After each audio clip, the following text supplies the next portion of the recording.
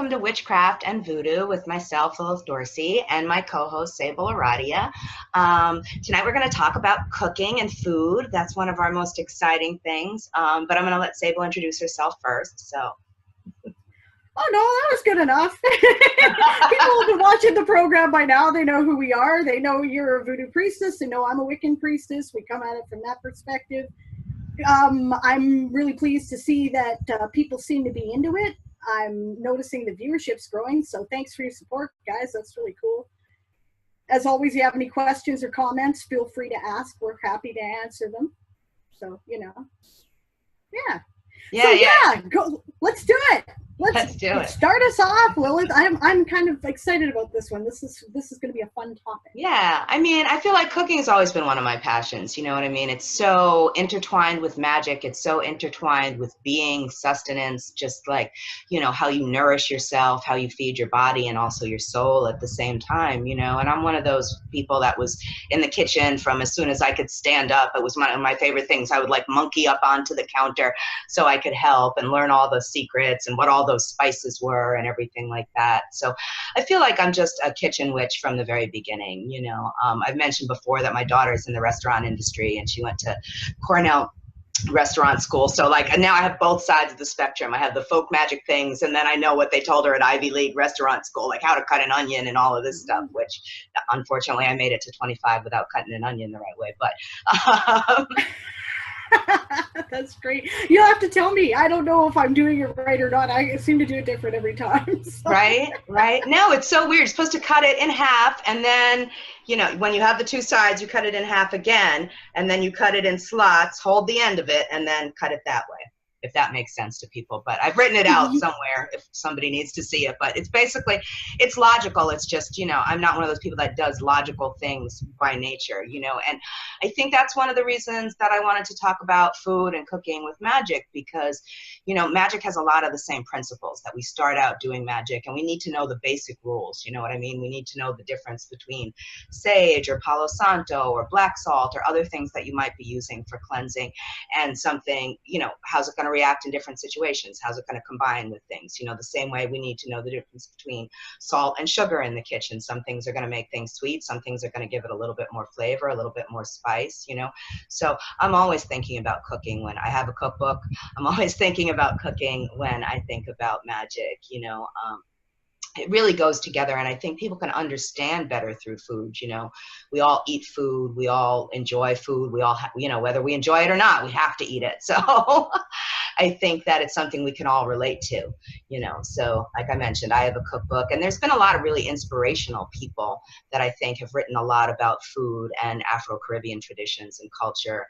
Jessica B. Harris comes to mind. She went to NYU like I did in the performance studies department, which for those NYU people, performance studies is on the other half of cinema studies. So we're kind of like buddies on the floor at NYU. They're little teeny departments with like maybe 6, 7 grad, you know, professional students. So it's really a family, and it really intrigued me. I loved her work even before I knew that she was there. She was there after I did my undergrad and before I did my grad, so I missed her completely. But, you know, she sort of talks about how you can understand religion through the food, how you can understand heritage and culture through the food. She's written a lot about African-American culture and things like that. So I think that that's a way that almost everybody can understand. You know, my grandmother used to make this dish, or my people used to eat these things regularly, and know how it really feels to internalize that and what it does for you as a person. So that's, I guess, my beginning about it, how I think religion and food go together. You know, I mean, for all of us, we have separate dishes for each of the Orisha and the Loa. You know, there's ritual things we have to do for cleanliness in the kitchen and things like that. So it's all pretty much permeates the whole scope of what we're doing with the religion. No, I think that's really cool. I wrote in my book that magic is more effective when you bring more senses to bear. The more senses you bring to bear in anything where you're trying to learn or create a particular state of mind, the more effective it is. This is why we're all writing stuff down and listening to the teacher talk, and then maybe he shows us a video when we're in school, right? Because we're trying to use a bunch of different senses. So food, I mean, there's no better way to do taste and smell. right? So, and it gives you something you can handle, and it gives you something that, you know, you're eating it with everybody else usually, so it creates a community feeling. We're all together, we're all celebrating food, we're eating together. I think all religions that I'm aware of do this to some extent.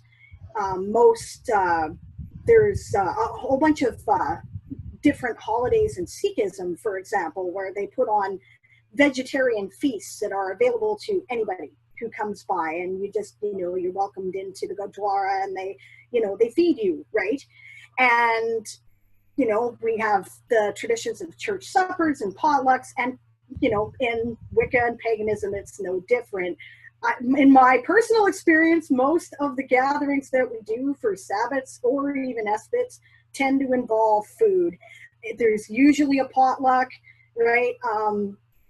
People will bring different things. And interestingly enough, Lilith, I'm putting together a cookbook too. I don't expect it to be out for a long time because I'm kind of letting it evolve, but I'm one of those hard to feed gluten and lactose free people. I'm really allergic to milk, and I'm sensitive to wheat and gluten, right? So it's a big bugaboo of mine that I'll go to these potlucks and maybe I'll be able to eat the salad, right? And if I don't get to the table first, it's gone, and then I go hungry, right? So I'm writing a cookbook about witchy dishes that are everything free, right? I'm trying to keep in mind everybody and create different options for vegans and different options for people who might be allergic to onions, since we were talking about onions, and that's actually a fairly common allergy apparently. So don't expect it for another few years though, because I'm collecting things as I think of them. So, but yeah, valuable, important,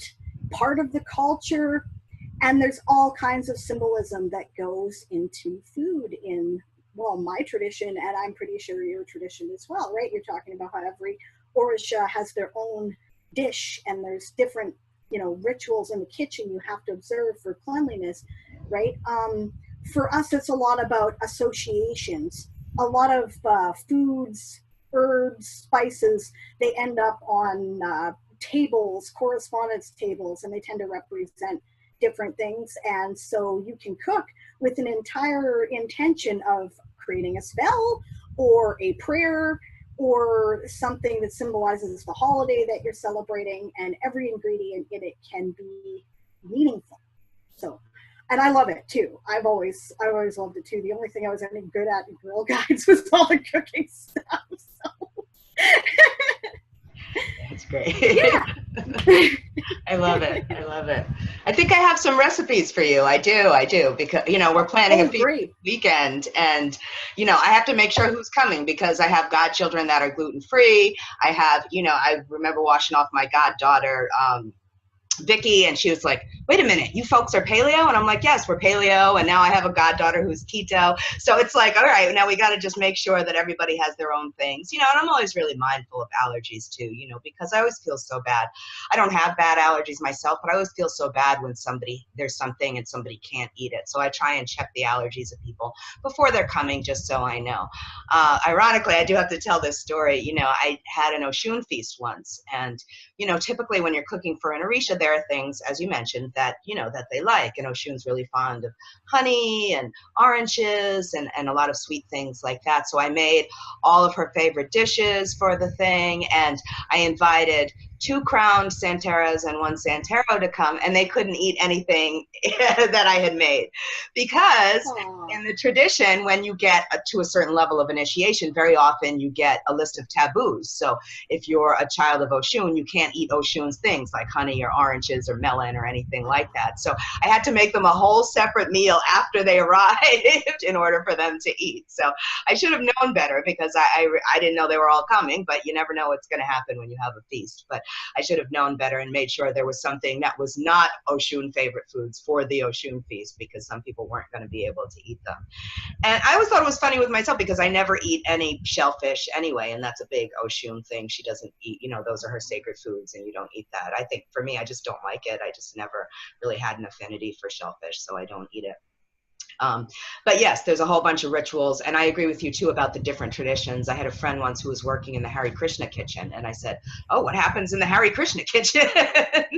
And it was very similar to what we did. You know what I mean? People had to be clean. People had to have, you know, sort of a positive mindset, positive thinking. You know, you can't be depressed and go cook a meal for 20 people, because then everybody who eats that is going to be depressed. It's like you're going to be putting your energy or your ashe into the food. So there were very strict taboos about that, strict taboos about people who were, you know, newcomers. They were allowed to have certain jobs and things like that. And that's very similar to what happens in the Afro-Caribbean traditions, the Afro-diaspora traditions. You know, we do have something about menstruating women not being allowed in the kitchen, but that's because they're supposed to focus that time on themselves, not cooking a meal for 30 or 40 people. They're supposed to focus that time on taking care of themselves and resting and regenerating and rebirth. So it's not an anti-feminist thing. It's more of a, you know, how about you put yourself first for once? Because as women, we tend to do a lot of things for other people, and this is just sort of a spiritually mandated time where you're supposed to work on yourself. So that's how people think of it, I think,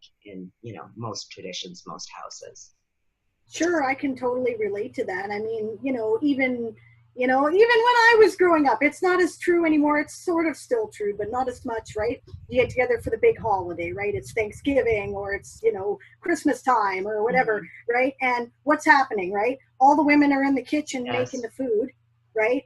Because that's what they do, right? And, okay, it's not like the guys aren't doing anything. They have their own labors, but it sure looks by comparison like they're not, right?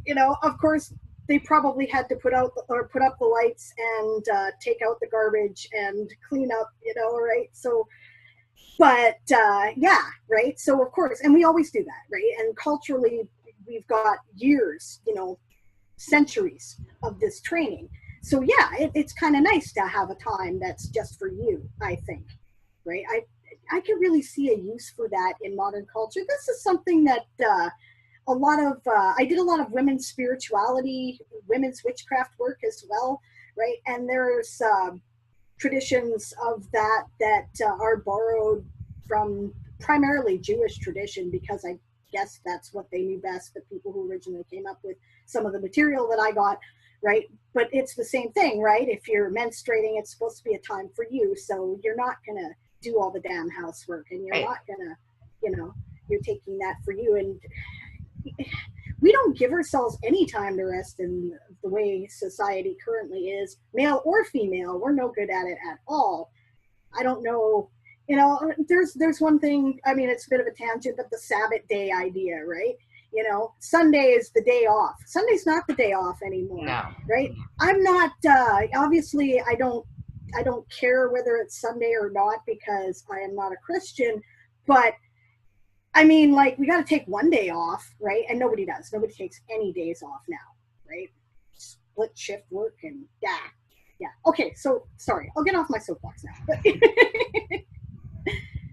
No, it's true. I saw a meme today. Somebody said, list all the people who are important to you. How long does it take you to get to yourself, And I think we don't really think of that sometimes, Like, I know I didn't think of that. I was like, oh, this person's important and this person's important. But, we do need to put ourselves first, And I think, to bring it back to cooking more directly, I think that's one of the things that we can do with cooking. You know what I mean? We can take the time to make dishes for ourselves that are healthy, that are, full of, fresh vegetables and fruits and things like that, that really nourish ourselves, and I think that's probably why I have a few recipes for you, because a lot of these Orisha recipes that we do really are things that are very basic. We're not talking about, when I grew up, it was open this package and put this other green mix with this brown mix and, all these things. It's not about chemicals. It's not about prepared mixes. It's about, going to the market, getting those fresh fruits, vegetables, meats, things like that, and just using them to the best of your ability to feed the Orisha and to feed yourselves, so we do get a lot of that kind of thing, and then there's a lot of traditional recipes too that we do that I think are really beautiful, that I'm, very happy to share and pass on to my godkids and things like that.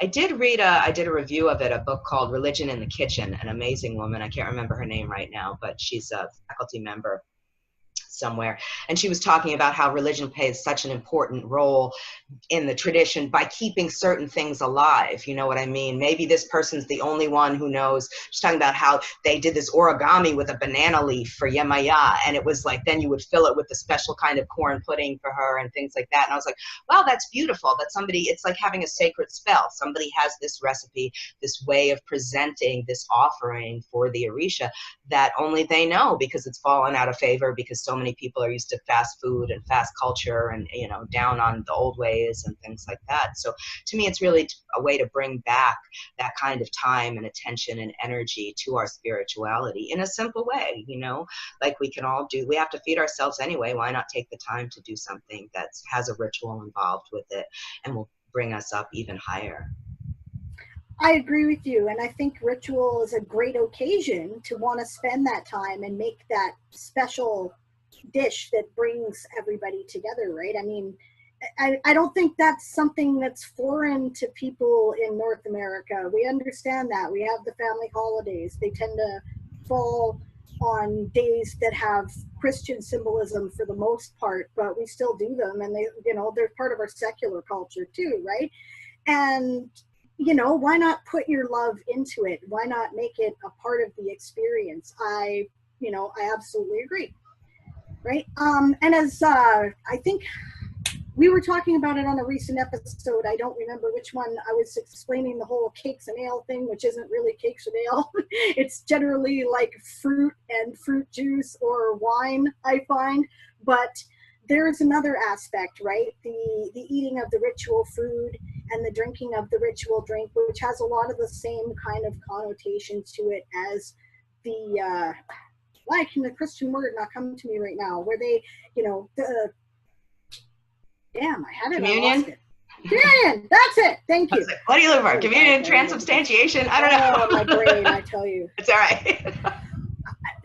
It's been a rough week. The first thing that goes when I have lack of sleep is words and names for things. So sorry. But yes, communion. It's basically like communion, right? We charge it to our divinities and we eat it keeping in mind that, you know, it's a harvest. Somebody had to, the bounty of the earth had to give it forth for us. Somebody had to harvest it. Now we're sharing it. Isn't it fortunate that we have this blessing, right?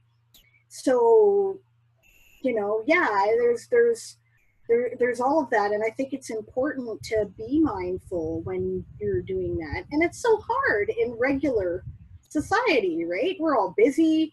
You know, my breakfast today was 2 pieces of pepperoni, I think, you know. I obviously don't do it all the time, but, you know, when I have the time, then I think it's worth it to do. No, it's true. I definitely agree with you about that. You know, I did a series not that long ago about, you know, tarot, every which way through food, you know, and I did a different recipe for each tarot card. And I think that the reason I came up with it is I was working with somebody who was special needs, you know, and he was a teenager, and it was really hard for his mother to get, you know, information across to him, and she was having violent episodes with him, and I really wanted to find a way to calm him down, you know, so we started thinking about we have a deity called Obatala, who is the Orisha of like calm and peace, and I started thinking, you know, like if she fed him more of these Obatala foods, it would help to calm him down and they would have better interactions, and it really worked, you know, and I started thinking about, well, you know, there are tarot correspondences for food. What if I made a recipe, you know? So if somebody's getting the same card over and over again, or if somebody's coming up with this in a reading for somebody and they don't really understand what it means, make the recipe, eat it. Think about how you feel when you're eating that. Think about how you feel, you know, like you said, it's all your senses, and magic and witchcraft is best done with all your senses. So how do you feel when you smell it? How does it look to you? How does it feel, you know, and all of these. I'm laughing because I used to have a recipe, we called it, my grandmother used to make Chex Mix at Christmas. It was insane. Like it was enough Chex Mix for like 20 neighbors. It was like the Chex Mix production.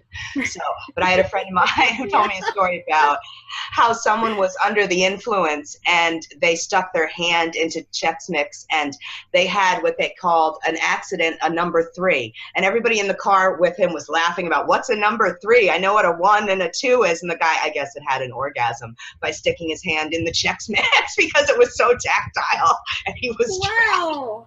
I'm jealous. That's great. So I made this recipe. I call it Sex Mix. So I made a Chex Mix that was great. It was great. It was great. I just love that story that he just like, touching the checks and the pretzel rods and everything got him so excited. Um, But yeah, there's that component too. Like, what does your food feel like? What does it feel like on your tongue? What does it feel like when you're, mixing it together and things like that? All of these things come into it. And if that's what you're doing as part of your devotional practice, as part of your dedication to your tradition or your greater understanding of one element of magic or another, you're going to have that many extra benefits because you're really taking it in on every different level. So maybe what we should do, maybe we should talk about examples of the particular things that connect and why they're thought to connect in that way, because I think people get the idea, different foods sacred to different deities, okay, right? Different foods symbolizing different things. Well, what does that mean? What does that look like? Right? Are you willing to share some of that, or is that stuff that's like house and tradition specific? No, that's fine. I mean, we've talked about this before. I always thought it was funny that some of the things that we do for Oshun, cinnamon and allspice and cloves, those are all the pumpkin pie spices that everybody loves for harvest time, and scientifically they've been proven as aphrodisiacs. They really do sort of make you feel like you're in love when you smell them and you taste them and you internalize them, So I think that's one of the reasons there. There's traditional things that go into it too, obviously, there's all these stories about, this plant or that plant that go with different orishas. And I think that really, again, has to do with the qualities of them and also availability. We're talking about slave culture. So what were they, capable of getting over here that was similar to what they had in Africa, or even, even in the US or in Canada, that was similar to what they had in the Caribbean, because we're talking about a whole bunch of different migrations that have taken place here now, and I think that's there's not many things I like about living in the modern age, but one of the things I do like is you do have the variety. And, if you have a recipe that says you need, my priestess was very big on name root, which is looks like a yucca root. It's like a big brown thing, and you use it for prosperity magic. You're supposed to sprout it in the kitchen. But, I know that if it wasn't the world we were living in today, I would not be able to get this at my local market because there's a bunch of Spanish people and they like to eat it, so that I think is very helpful. But there were some substitutions that you could see, but I try and tell people not to make substitutions now if they can at all avoid it, because things, are very readily available now. Definitely. Yeah, that's a good point. I don't know, sometimes things are really expensive, but you got to do it according to your income level too. But yeah, otherwise I agree with you, right? If you can get I had somebody tell me once, she's like, maybe you can't afford 5 oranges for Oshun because Oshun's number is 5, then take an orange and cut it into 5 pieces. I think there's ways that we can be creative and still leave offerings. And in Brazil, they leave a small offering to begin with, and then they go, if I don't eat, you don't eat. So then if you get everything and you have a prosperous week, then you go back and they get another orange or another apple or something. It doesn't have to be over the top. It can be things that are small and simple. One of the biggest things is rice, and I think, again, that was because of the availability, because it is such a generic thing. We do rice for El Agua, we do rice for Yemaya, we do rice for a bunch of different orisha, and I think that's just because it's so nourishing. It's, fertility, all those properties that go along with it. Bread and grain and corn are big things in pagan tradition, largely because a lot of it comes from Northern European cultures, right? Barley is plentiful in Ireland, So yeah, or at least it was. I don't know if it still is, but that kind of thing, and for that reason, right? And of course, the 3 harvest festivals have particular associations that way as well, in accordance with the Northern European harvest cycle, which works to some degree here in Canada, but not as well, and probably not as well over a lot of the US. But the thought is that the first harvest, which is, Lunasa, which in the Northern Hemisphere, August 1st, right, August 2nd, right, it's the grain harvest, right? And okay, that's cool but in where I live, we're not seeing the grain for another at least half a month to a month, right? It's never ready at that time, right? It's a good time for berries, right? And apricots and stuff like that, right? But right. So I think to some degree where you are might change that too, right? The fruit harvest is Mabon, which is the autumn equinox, right? And then the seed, or in some cases they call it blood harvest, is Samhain, because that's when all the seeds and the nuts are finally ready, all the walnuts and the hazelnuts and all that stuff, right? And then, but also the squashes, they're ready, right? So some vegans focus on that kind of stuff, right? But it's also the time when you would slaughter the excess animals because you wouldn't want to feed them through the winter, and that's when the frost starts really coming down, so you can't afford to, and it usually snows by then, right? And that's pretty true in Canada as far as that part of it goes. It's just the initial harvest tends to be a little bit delayed, probably because of where we are, right? But yeah, so then there's those time of year associations, right? You come around the other end of the wheel, right? Right. Yule, you're eating a feast because, hey, you survived, so you can eat some of the stuff you've been storing in your shed, right? And it's, a lot of, what do we eat, right? We eat meat and game and a lot of preserves and, baking and stuff like that, which is easily made mostly from preserved foods, right? When you get to February 1st, Imbolc, there's a lot of it's the stuff that would have survived well through the winter, like breads and corns and lots of pastries and, again, dried fruits or preserved fruits, right? And then we're back to spring. So yeah, right. It's just, I don't know. Sorry, I probably shouldn't have gone on so long about that, but I was like, okay, yeah, examples, right? And then in magic, right? Often we've talked about this in the past, right? And we also use different herbs and spices, and they have associations with them. And I find they're generally logical, right? Like peppers tend to be the banishing spices or the pick-me-up spices, right? You talked about adding coffee to a spell to wake it up and make it work, stuff like that, right? It's kind of my, go ahead. Yeah. No, I agree. I was thinking we should do a whole show about herbs, maybe later. But no, there's definitely things like that, I think. And you're right. The peppers end up going with the more masculine, male-oriented deities for us. You've got Ogun with hot pepper and things like that. And then, again, some of the sweeter things would go towards the more feminine Orisha, but then there's some that are sort of across the board, which I think is interesting, like in some places like Brazil, lavender is used for almost all the Orisha, which I think is very interesting. For those of you who don't know, you could eat it. Obviously, it's one of the safest things out there, lavender. I love it. But yes, so I think it's sort of their quartz crystal. You know what I mean? You can sort of charge it however you want for whichever of the Orisha. And basil is like that too, to some extent. They really, in Lukumi or Santeria, they really break down a lot of the herbs according to hot or cold, which seems like a more Eastern, Taoist kind of principle thing, where that some herbs are going to heat you up and some herbs are going to cool you down. And depending on what problem you have, you either need hot herbs or cooling herbs, and each of the Orisha have their own, warming herbs and cooling herbs. Sometimes they call them bitter or sweet, but it's the same principle, that we're looking at things that are, more active and more passive, I guess, for lack of a better term, so that's, but I think it's also interesting to look at it, you know what I mean? Sometimes you'll find the same kind of thing. I just mentioned lavender can be used for everything. You were talking about times of year. There's a yam festival, I think, in Nigeria in the end of August. We don't see yams in this country until like way later. So again, that's a time factor that comes in.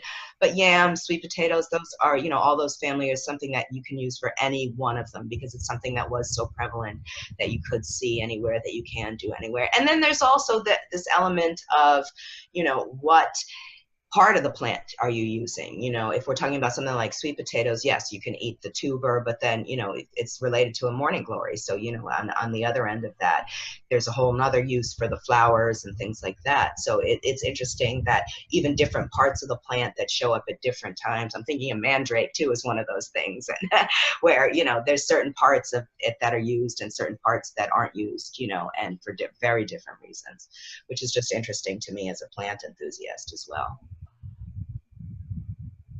But you can use them in, I mean, you can use them in any way. That crosses over the use of mandrake and yeah. yeah, absolutely. Yeah.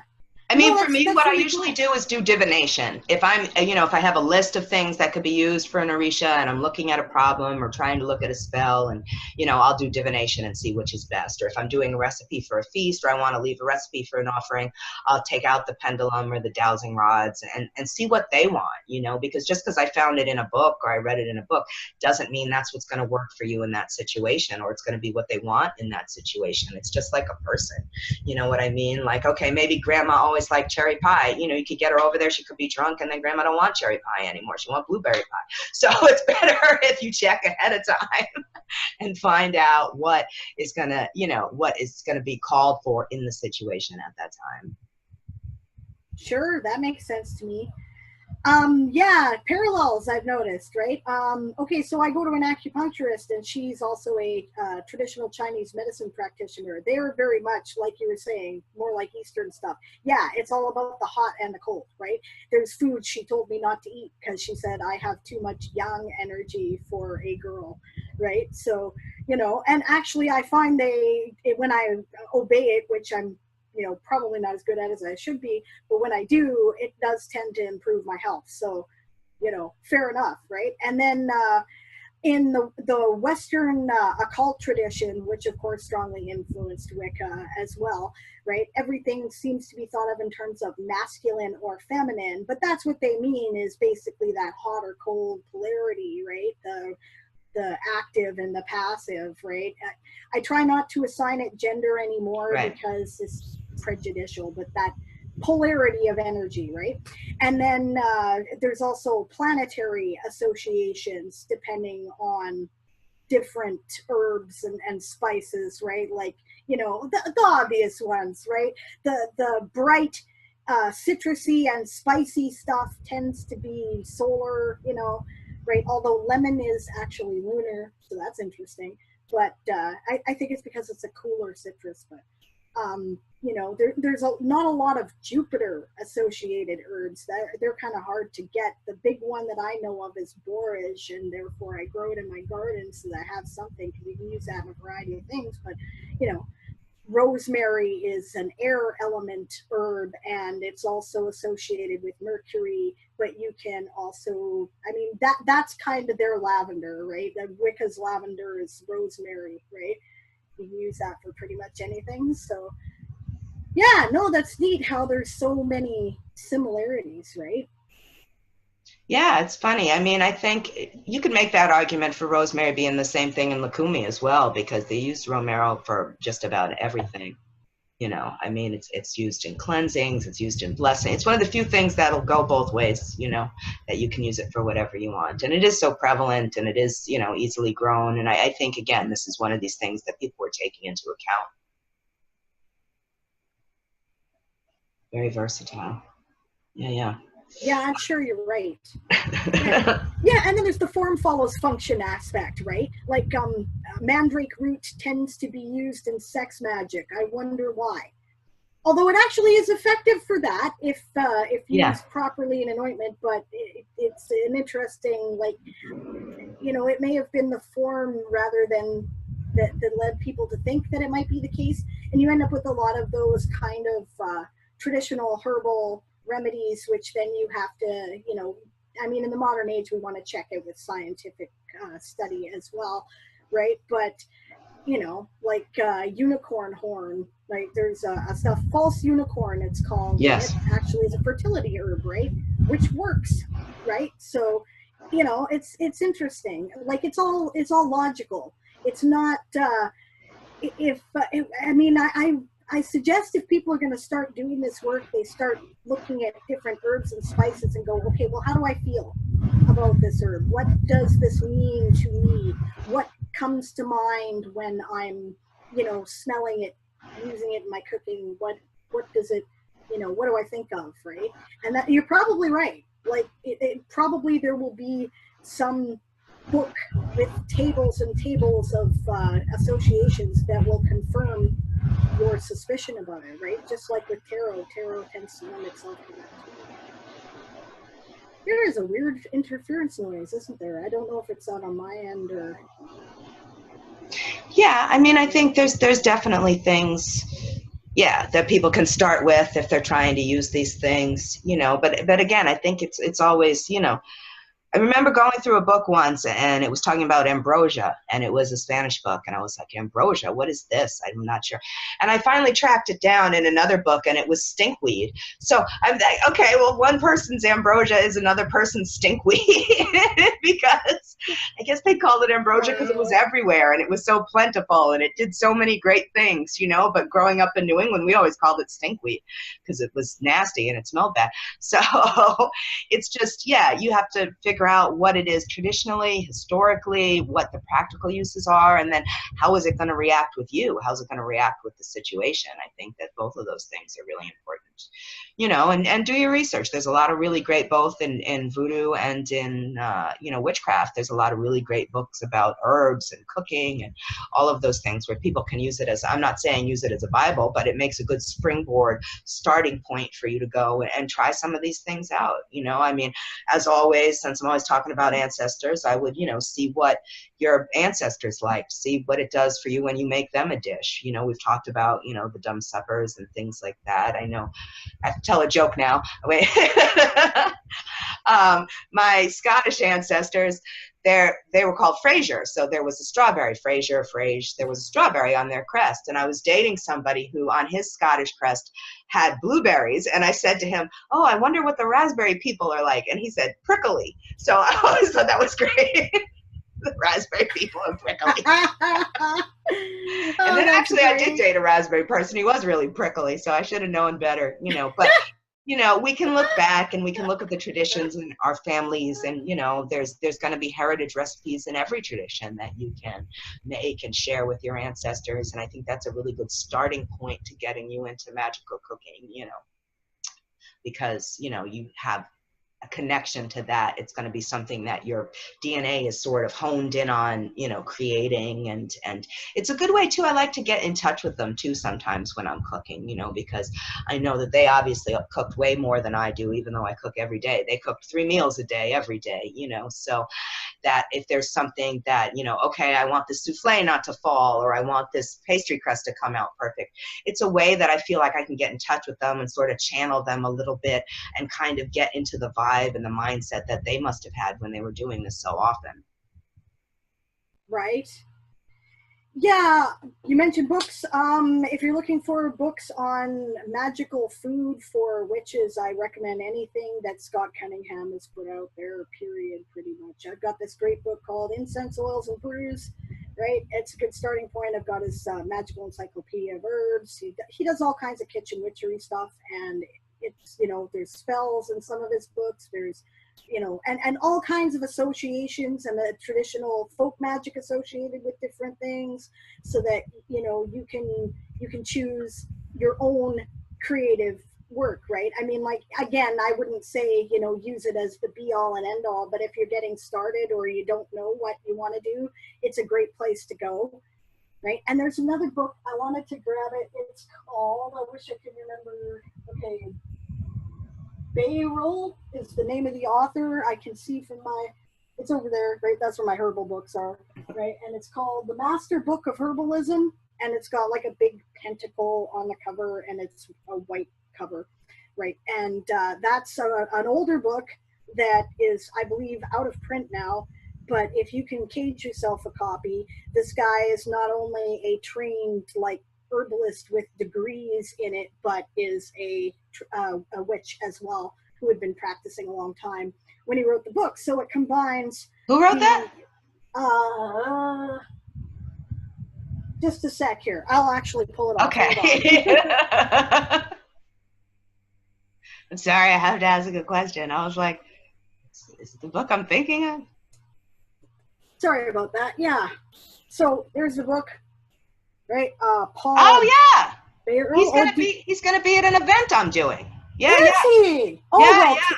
I've never met him before. Cool. It's a great book. Yes. Yeah, this is excellent. So yeah, if you get a chance to meet him, cool. I'm kind of jealous actually. So that's great. Yeah. Good for you. When's that? Where's that you're going to be at? I tell people. Don't quote me because I'm doing so many events this summer. I'm not sure. I think he might be at Hexfest in New Orleans. That's what I think. But I will try. I will put it in the comments exactly. I apologize if I mentioned the wrong festival, but that's what I think. That's what I think. But yes, I've got a very busy summer. So. But I do remember seeing his name and I was like, oh, I'm so excited. I've had that book for 20 years, and it's always been a passion of mine, just herbalism and plants. And that really is a great book. Yes, definitely. Oh, right. Okay, yes. And that reminds me, while I'm thinking of it, if you're into druidry and traditional Celtic herbalism, Ellen Everett Hopman does some great work. So I've got a couple of her books too. I found them difficult to navigate initially. The one I've got, it's called something like Herbs for the Druid's Year or something like that, but I wish I could remember the exact title. It's over there too. But it's because she organized it by the holidays, right? And at first I found it difficult to cross-reference, but she has a great index in the back. So if you're confused about where you saw that reference on mistletoe, you can look it up. It's very detailed and it's good work. It's effective. I've used her stuff. I found it excellent. But you're right. I guess we should do a whole different show on herbs. I know. We're going to come back to herbs, everybody. Yeah. I promise. There's a lot here. Yeah. Trying to think. All right, so back to sacred food. Yeah. I'm trying to think what I would recommend, huh? Let's see. There's a cookbook by Babatunde John Mason, who's written a lot of books. I think I want to call it Food of the Gods or something, but I'll try and put that in the comments too if I'm wrong. My brain is escaping me tonight. But yeah, I do recommend all the Jessica B. Harris books, my cookbook, obviously. She's got a lot of great stuff. And that one that I just mentioned, Religion in the Kitchen, which isn't a recipe book, but it's about sacred cooking and how different things go into the sacred cooking in the Lukumi tradition. It's more of an ethnography, but she does go in depth about different houses and how they do their cooking and how they prepare their food and ritual structure and things like that. Nice. That sounds excellent. I'm gonna have to look for that. Actually, that's really it's good. It's good. It's one of those rare things that I enjoy, which is like a scholarly book that deals with magic and the occult, but is actually well written and it's a rarity these days. It is hard to find, isn't it? Yeah. Okay, I'm gonna not get on my soapbox about the colonization and the dismissive attitude of a lot of these books, which just makes me want to choke somebody. But yeah, okay, never mind. I said my thing now. That's all I need to say there. Another thing we do is we get a lot of stuff from the myth, right? For instance, if you're working with Kuan Yin, which one might go, oh, wait a minute, appropriation, because she doesn't come from obviously any kind of European tradition. But on the other hand, Wicca and paganism is not just for Europeans anymore. And also, a lot of people, her nature is kind of reaching out, right? So once, I was working with the ritual for Kuan Yin where we were eating peaches, right? Because peaches are associated with her and they're a fruit of immortality in Chinese culture, right? And then the equivalent in a lot of European cultures is of course apples, which is why apples are associated with a lot of different deities and tend to be a symbol of the harvest and also one of the more magical fruits that we use. And what's interesting is that if instead of cutting it from like the core to the stem, the leaf to the stem, you cut it the other way, there's actually a pentacle in it where you hold up like this. So that's fun. Right? So we use that a lot. And of course, I love that. Yeah, it's cool, right? And then there's I don't know, we use bread like other cultures use rice. And there's a lot of stuff with beer and wine and whatnot, because if you're one of the people who believe in sort of a general god goddess energy, the goddess is eternal. She's associated with the moon. She waxes and wanes, but she never dies. So the things that tend to be associated with her are the more feminine foods like fruit, right? Which of course is a plant ovary, right? So that kind of stuff, right? But the gods' foods tend to be the stuff that you harvest. So the corn and the grain and the wine, grapes, and stuff like that, because every year he dies and is reborn, right? He's associated with the cycle of the sun. So you can work that into your food as well. And I don't know, but then again, I mean, that's not a hard and fast rule either. White wine is associated with Diana, so I have this recipe for moon cakes that involves oats and honey and white wine, and it's loosely based on something I read in The Witch's Goddess by Janet Farrar, right? But it's not quite the same recipe because I modified it for, I don't know, I think the honey, but because I wanted to incorporate something from Aradia, Gospel of Witches too, so but yeah, you can obviously, right, I'm describing an example of the way in which I did this. I took the symbolism of different things and I put them together, and what they're for is espic cakes, for to eat them at the full moon for our cakes and ale, right? So that was my thought there. Yeah, so many neat things you can do. It's such a broad topic. What haven't we covered, Lilith? What's No, I think we covered just about everything. Oh, what to do with the food afterwards. That's there you go. A bad idea. People are always asking me these things, In Lukumi, usually what you do is you do a reading, like as part of your reading at the end of the ritual, at the end of the, festivities, you'll do a reading to see where to dispose of the offerings. I think that's a great idea because, just deciding that you can throw them out is not the best idea.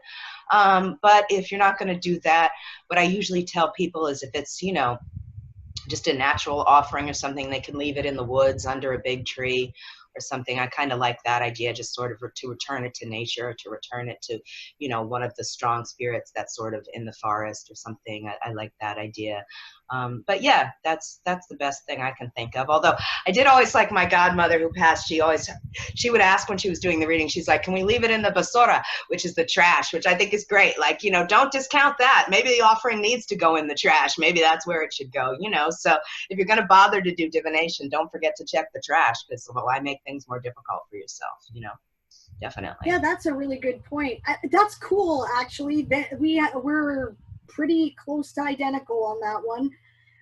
Generally, in a Wiccan ceremony, most traditions will leave aside a portion of whatever the ritual food is that we're eating in circle for our deities and the ancestors and the unseen spirits, right? And then when you're done, you take that, and if you had, say, a Sabbath feast, you take that too, right? And again, you make offering, and often we do look into divination for, where it goes, or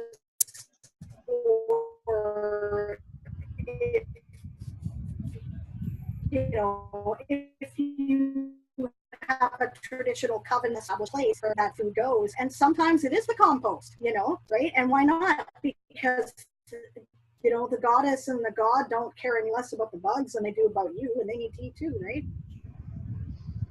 No, it's true. I mean, we do also have a tradition where sometimes it will go to, the homeless or a shelter or something like that. That's another thing. I was hoping you would talk about that. You mentioned that in a different show. Yes.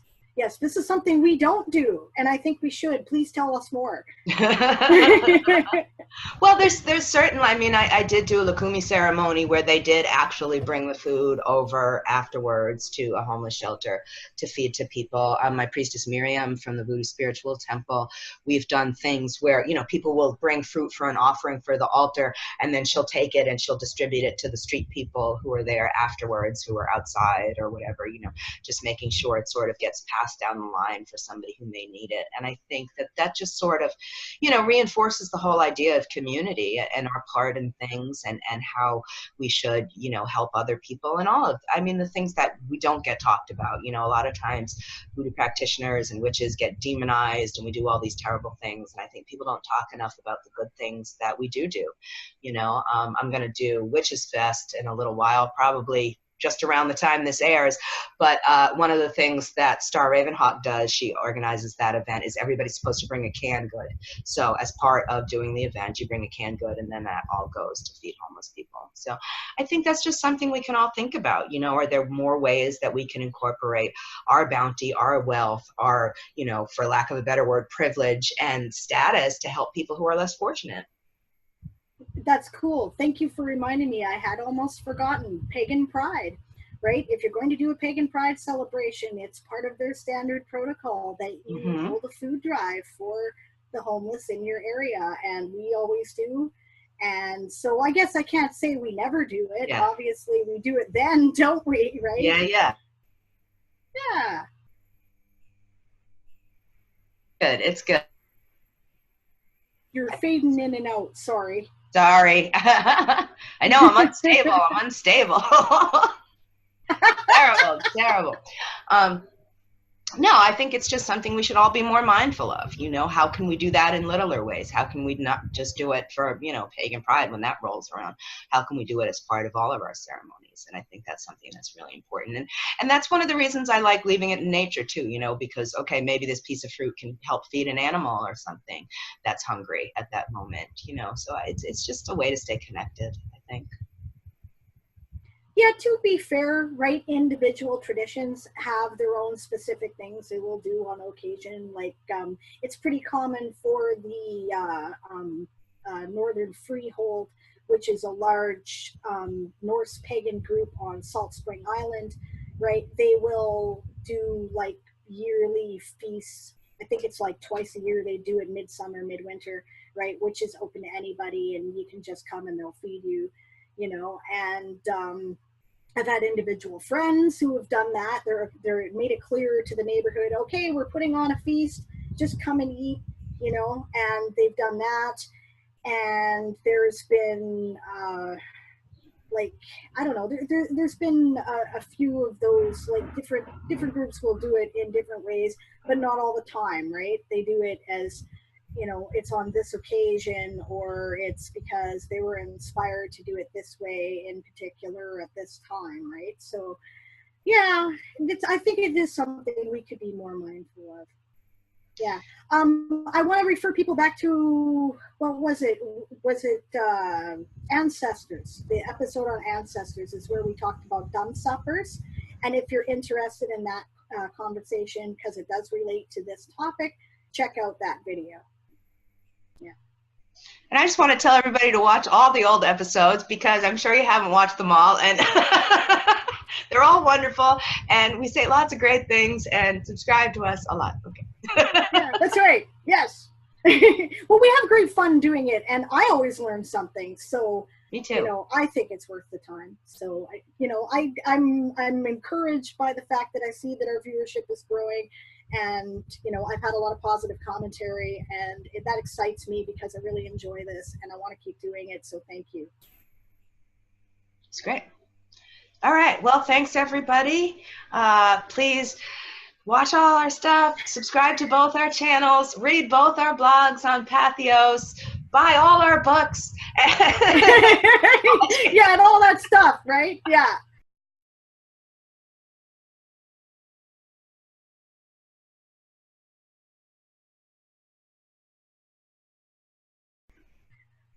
Yeah.